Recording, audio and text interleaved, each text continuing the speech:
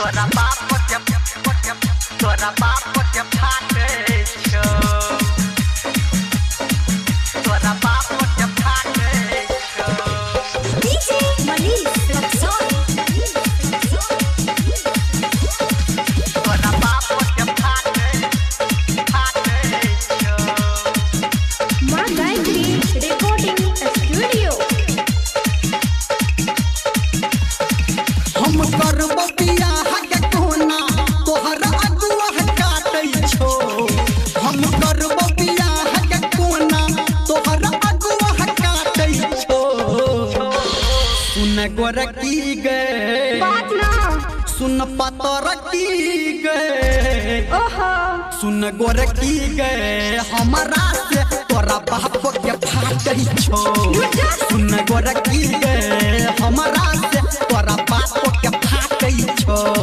सुन गोरकी गे हमरा से तोरा बाप के फाटै छो बुझल गे तोरा बाप के फाटे छो तोरा बाप के फाटे छो सिंगवाई धर्मेंद्र निर्मलिया कितना दिन जीत गोरकी बाप के तू डर से चल न के भाग जाइ छी अपना घर से अपना घर हाँ कितना दिन जीत गोरकी बाप के अपना डर से चल न के भाग जाइ छी अपना घर से तोहर माई खेलै छौ खेला तोहर भैया छाटै छौ सुन गोरकी गे सुन पतरकी गे बात ना सुन गोरकी गे हमरा से तोरा बाप के फाटै छौ सुन गोरकी गे हमरा से तोरा बाप के फाटै छौ सुन गोरकी गे हमरा से तोरा बाप के फाटै छौ तोरा बाप के फाटे छो तोरा बाप के फाटे छो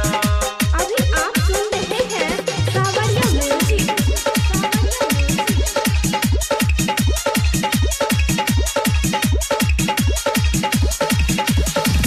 हमरा नै डर लागे गोरकी कखनो मार से तोरा पाप खातिर कटबै कटे के कोदार से हमरा नै डर लागे गोरकी कखनो मार से तोरा पाप खातिर कटबै कटे के कोदार से धर्मेंद्र के तोहर छटकी बहिन दुनिया डांटै छो सुन गोरकी गे की रे सुन पतरकी गे बात ना सुन गोरकी गे हमरा से तोरा बाप के फाटै छो सुन गोरकी गे